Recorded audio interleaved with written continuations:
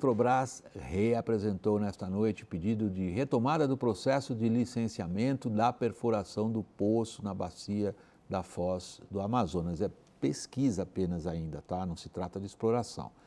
É um assunto que trará mais dificuldades políticas ainda ao governo, que está rachado em torno dessa questão. Quer dizer, rachado muito, um pedaço grande para um lado, um pedaço pequeno para o outro.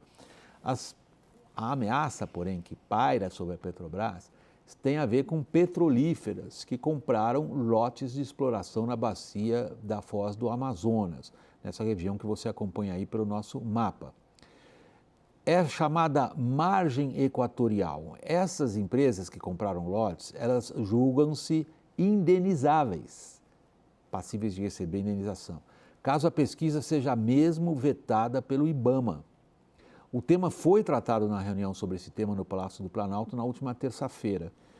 Quem correu atrás dessa matéria, como a gente diz na nossa gíria, foram exatamente os dois colegas aqui, Caio Junqueira e Daniel Rittner. Daniel, você começa? Vamos lá, William. Eu acho que é importante a gente ter um panorama do que está acontecendo com a indústria de petróleo no Brasil. E o retrato, depois de uma década muito promissora com a descoberta do pré-sal, não é tão positivo assim. A gente preparou uma arte aqui para mostrar como andam as declarações de comercialidade. O que é isso? É quando uma petroleira que está numa fase inicial de exploração, ela diz, opa, agora esse poço é comercialmente viável, eu tenho a intenção de desenvolvê-lo no longo prazo e vou fazer um investimento mais robusto aqui para a extração de petróleo ao longo do tempo. E aí o que a gente vê? Que a gente não tem tido nos últimos anos declarações de comercialidade nas bacias de Campos e Santos.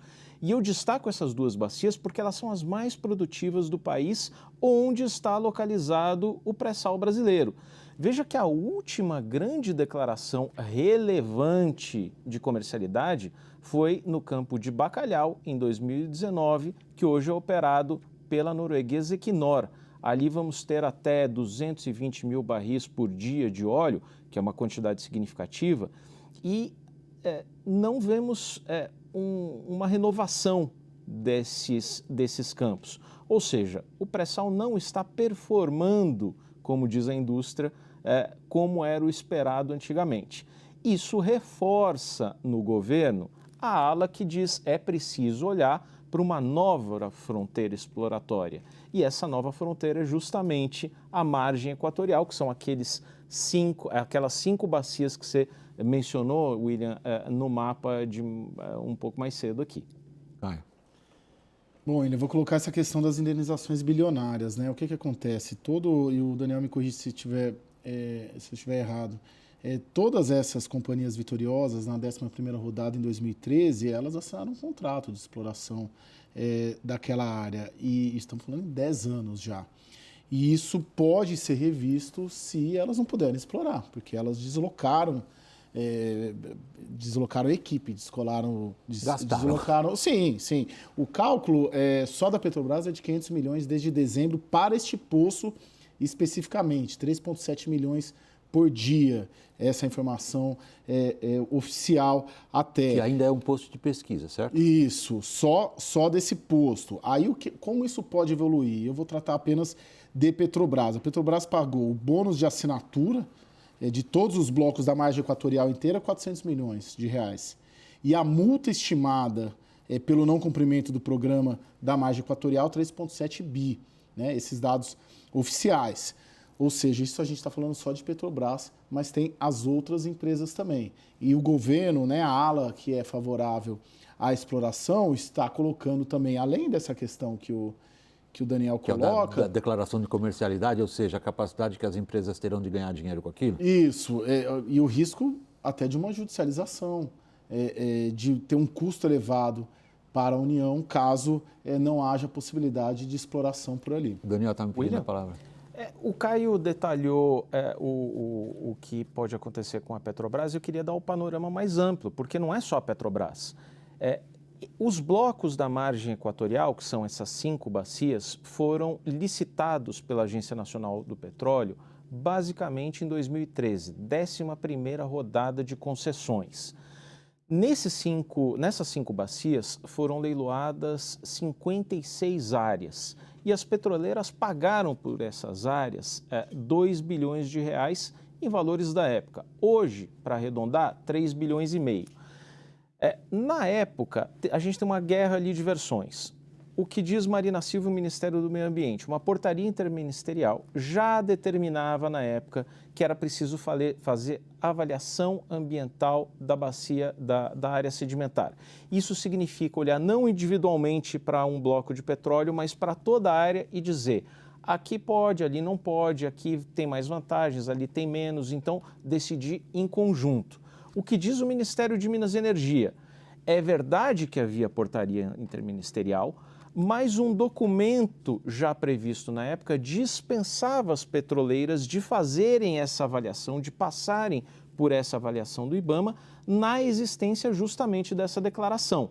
Então elas dizem que assinaram os contratos dispensando, sendo desobrigadas de conduzir essa avaliação. Portanto, se essa avaliação for exigida agora, caberia uma indenização não só de 3 bilhões e meio, mas também daquilo que elas investiram, e o Caio chamou a atenção para o fato de que a Petrobras coloca ali 3 milhões de reais por dia, outras petroleiras também colocam, então seria o caso de fazer um pouco mais adiante um cálculo de quanto foi gasto e pedir essa indenização para o governo. Ou seja, o governo está dizendo o seguinte, ou pelo menos uma ala do governo, notadamente o Ministério de Minas e Energia: além de a gente perder receitas futuras com exportações, com royalties, com participações especiais, podemos ter que devolver dinheiro às petroleiras.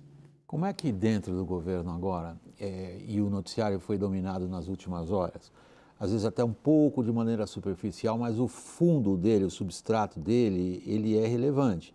A ideia de que o Congresso vem e redesenha a esplanada dos ministérios, e nesse redesenho, como nós tratamos disso aqui extensivamente nas últimas 2 noites, Caio, o Ministério do Meio Ambiente realmente perde algumas das suas prerrogativas. O presidente trata de minimizar essa questão, fazer até um pouco de troça disso, um pouco de piada, e sugere que tudo possa ser resolvido em conversa. Pode? William, a grande questão, estamos falando de agenda, né, em termos macro, né? Hoje um senador da República me resumiu muito sinteticamente e vale como uma resposta. Se o Palácio do Planalto, o governo Lula 3, insistir numa agenda, vamos dizer assim, muito à esquerda, mais progressista, com o Congresso Nacional, ele será derrotado. Se o governo encaminhar, como encaminhou, por exemplo, o arcabouço fiscal, uma agenda mais centrista, ele vai obter vitórias. Essas agendas todas que a gente falou, essas duas aqui basicamente que a gente tratou no programa, marco temporal e essa questão da exploração do petróleo na margem equatorial. São duas agendas que o centro e a centro-direita, no Congresso, principalmente, tem uma posição muito clara e definitiva. Eles são a favor da exploração do petróleo e eles são a favor do marco temporal.